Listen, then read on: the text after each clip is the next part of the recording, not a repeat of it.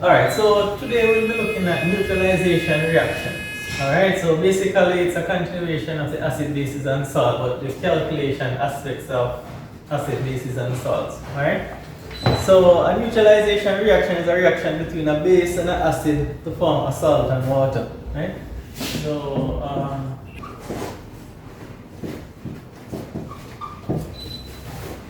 alright, the example which we'll be using today. Alright, sodium hydroxide AQ plus sulfuric acid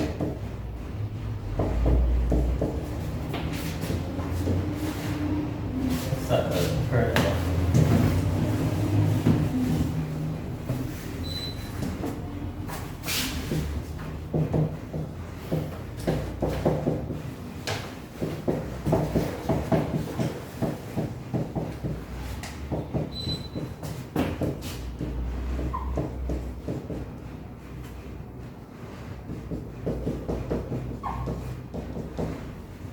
Well, this is the 2 there.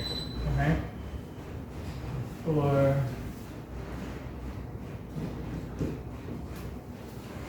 Alright, so important thing to note here in the reaction between sodium hydroxide and sulfuric acid, the mole ratio, which we need to talk about later, is 2 to 1, right? So ionic is basically OH minus from the hydroxide 2 reacting with the 2H plus.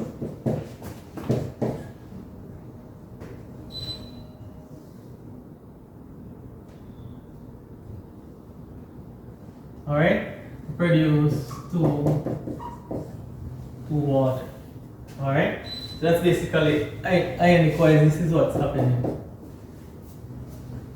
Alright, so basically the sodium and the sulfate, they are spectator ions, right? So just the hydroxide reacting with the hydrogen ions to produce water is really what reaction is really taking place. Alright, and this reaction is actually a exothermic reaction. We haven't done energetics as this, but an exothermic reaction just means that the heat is produced. Right? So normally the reaction mixture temperature will increase in an acid-base reaction. With a strong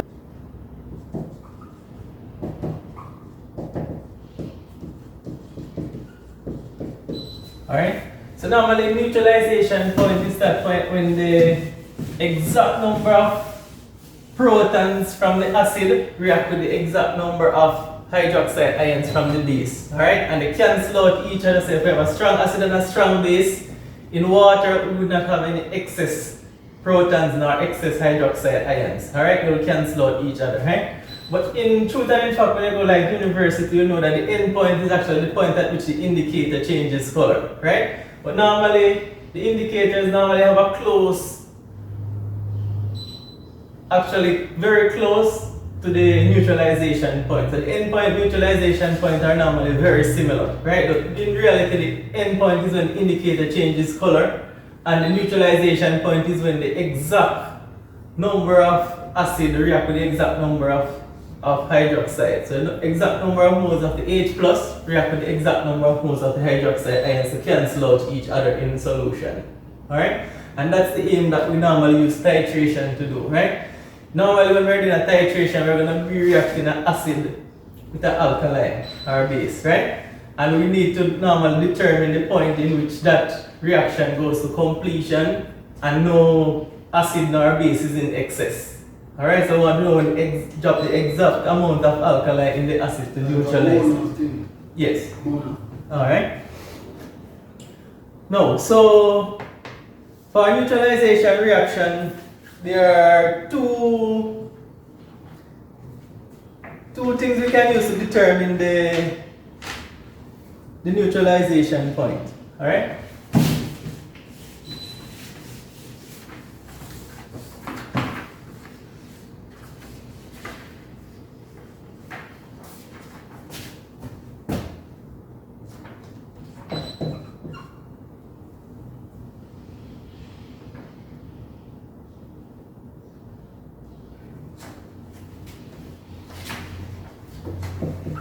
to determine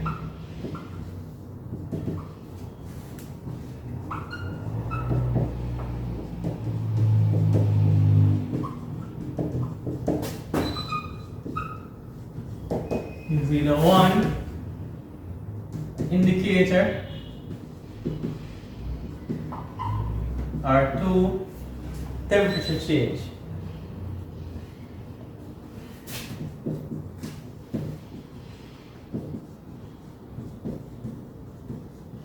Alright? Remember that in the exam you can either get an indicator to determine the neutralization point, or you can get temperature change. So sometimes they'll give you a graph to plot the temperature rise and fall as the reaction occurs. Right? And then that is what you're going to use to determine the neutralization point of the reactions. Say for example we are using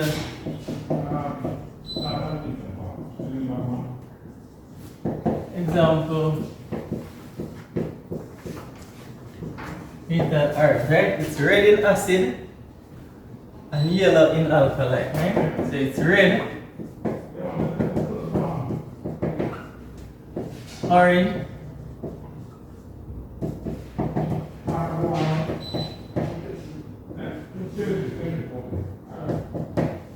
following? No. Say for example we have this reaction taking place. So this is the burette, and this is like the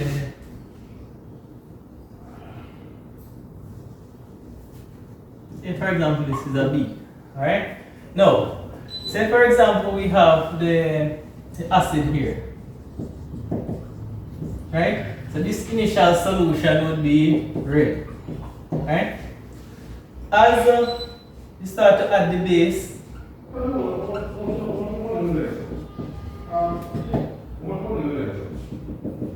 so as we add the base, right, when we reach the end point or the neutralization point,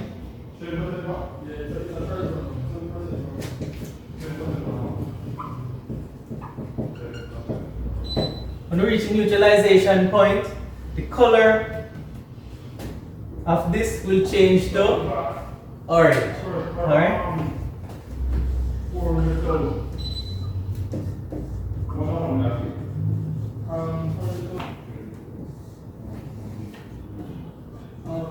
So here you will see that this alkaline here would actually pour out a lot.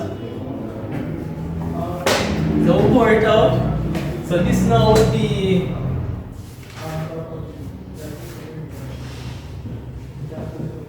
neutralization point when we have like one little extra drop of, say for example, the alkaline. It will change color to orange. Following? So example, let's give you an example of an equation, right? So we have like sodium hydroxide plus hydrochloric acid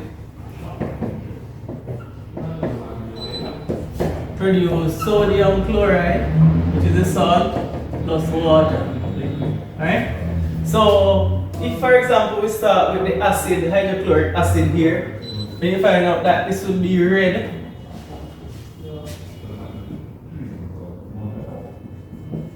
Methyl orange, red in acid. Alright? As the reaction progresses, you find out that the color will gradually change to orange when we reach the end point or the neutralization point. You're just going to have a sharp change from red to orange. Reason being, the indicator is red in acid solution, right? And as the reaction is progressing, the acid will always be in excess initially. Because remember that we are adding base gradually as we are going along here. Following? Miss, what's your name? Peter again? What's your surname? Green. Green. Green? Alright, I'll tell you to call students by the surname in this class, alright? So, as the reaction is occurring, you find out that this indicator will stay red as long as we have acid H plus ions in excess. But as soon as we have one drop beyond when the neutralization reaction occurs, it will change to orange gradually. Not gradually, but suddenly change to orange. From red to orange. Yes, from red to orange as soon as we reach one extra drop of the base inside this reaction mixture. Alright? And that is why how we would get that volume is that we would find out it's like this is the initial reading.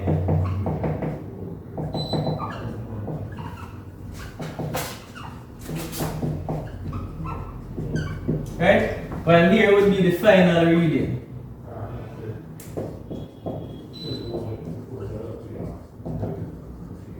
Following? So this titration process, what we would use is to determine actually the volume of the base that we use. The volume of the base. Alright? So say for example this initial volume was like 1 centimeter cube, that's volume. And then this final one is like say 16. Right? So if we do the subtraction from the final volume minus the initial volume, we know that this would be like 15 cm cube of the base was added.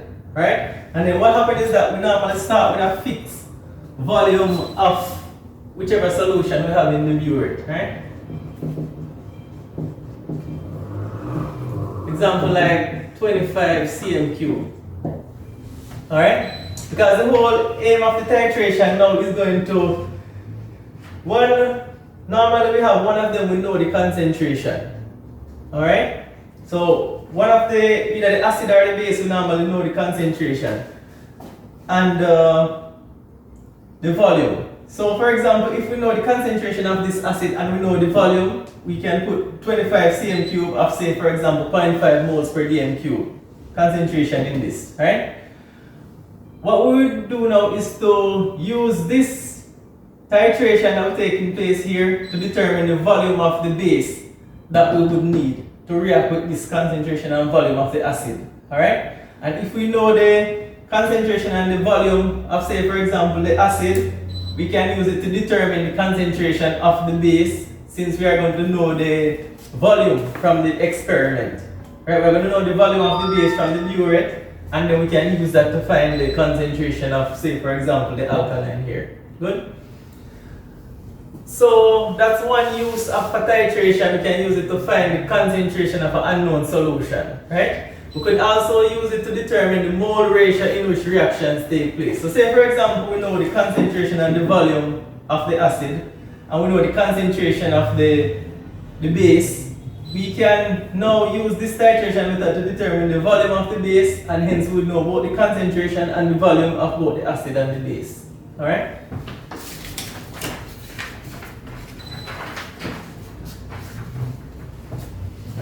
So remember that this is one method to determine neutralization point is using indicator. And basically in the exam you're just going to get some different burette reading to basically determine the volume of the acid or the base that is in the burette.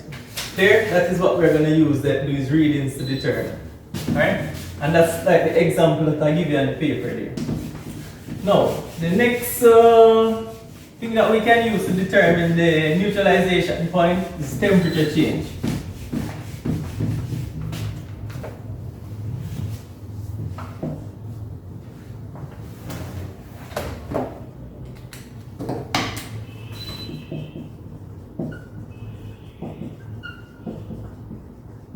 Right? And these set of questions they are very famous to come as number 1 in paper 2. That long question for 30 marks. It's a use of knowledge question and mix it with a little experimental skill. So you have to know how to plot graph and so forth. Alright? So temperature change. Right? So neutralization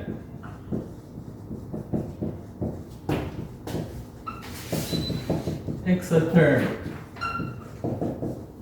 That is, heat is given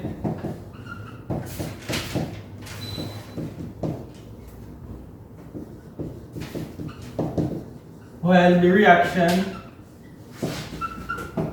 is taking place. Alright?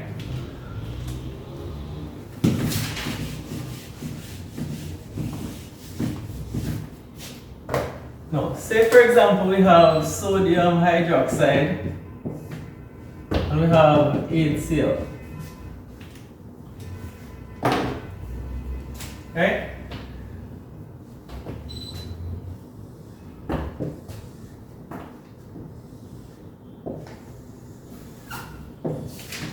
Say for example this is temperature, right? So say for example we are using the sodium hydroxide in the beaker. Alright, that's the one bottle. Right? So for example we're gonna use 25 cm cube.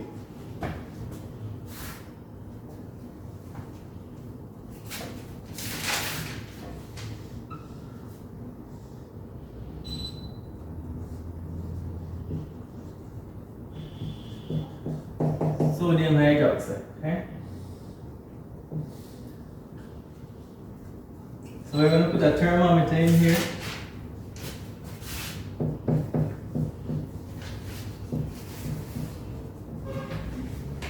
So this is going to gradually record the temperature rise as we drop the acid gradually in the solution. Alright?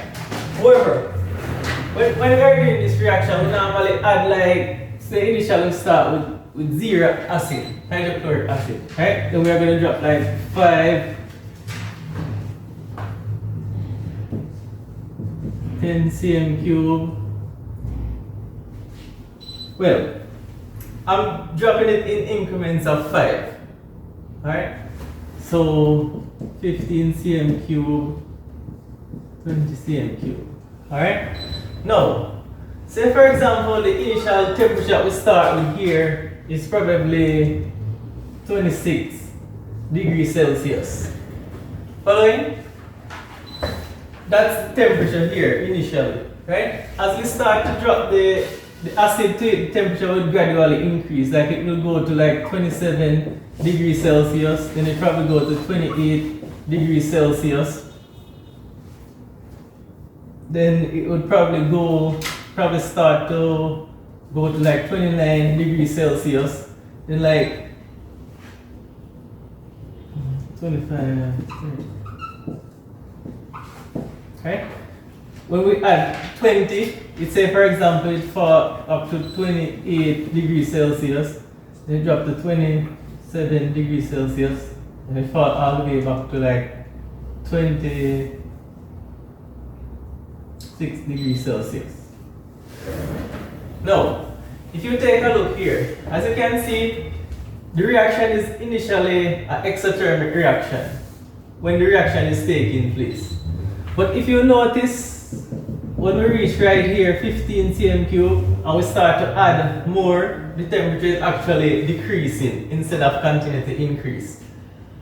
What this is simply saying is that beyond 15 cm cube, the reaction between 15 and 20 cm cube, the reaction would basically stop. No more reaction will be taking place.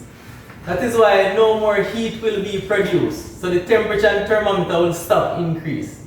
What will happen is that we'll start to have a fall in temperature because we will be adding more room temperature of the acid.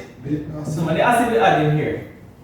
So it start to add more of the room, because remember that both of them start at room temperature, you know. But as we add the acid, the reaction taking place, so it increase above room temperature.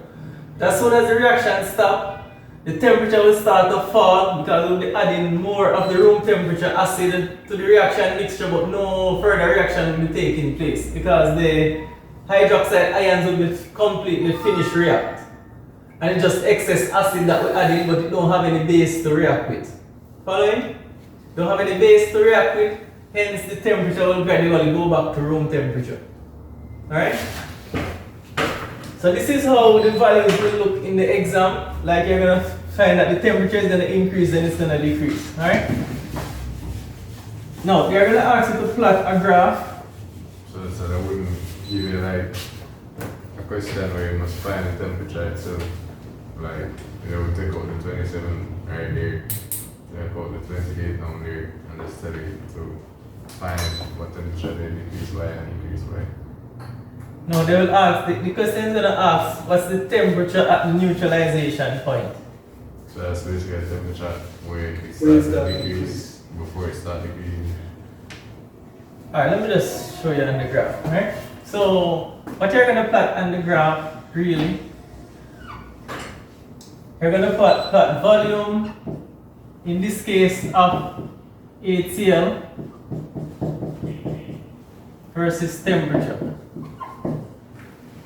Alright, so you're going to have 5, 10, 15, 20.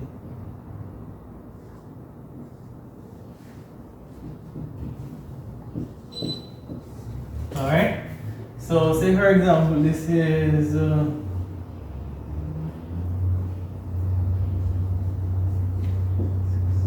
this is degrees Celsius.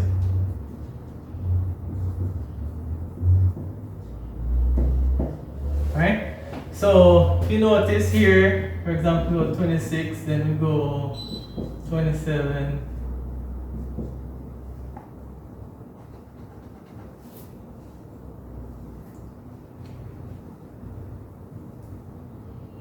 Oh, sorry, 0.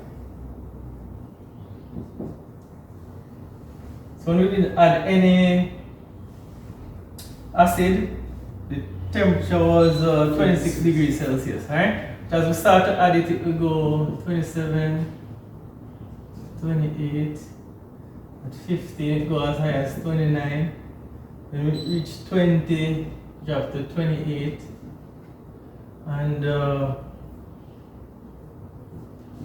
27, then back to 26, alright? Now, how we determine the volume at the end point is that we're going to plot, we're going to draw two line of best fit, that's what we call it.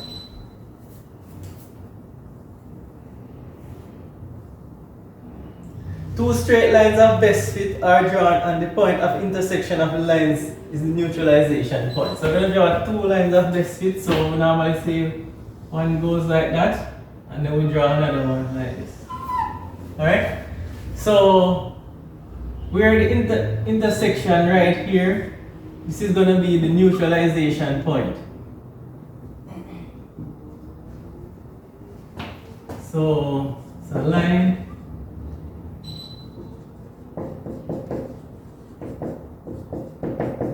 And this is another line of best fit, alright?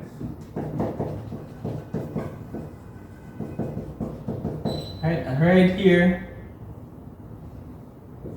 right at this point here, it's going to be the neutralization.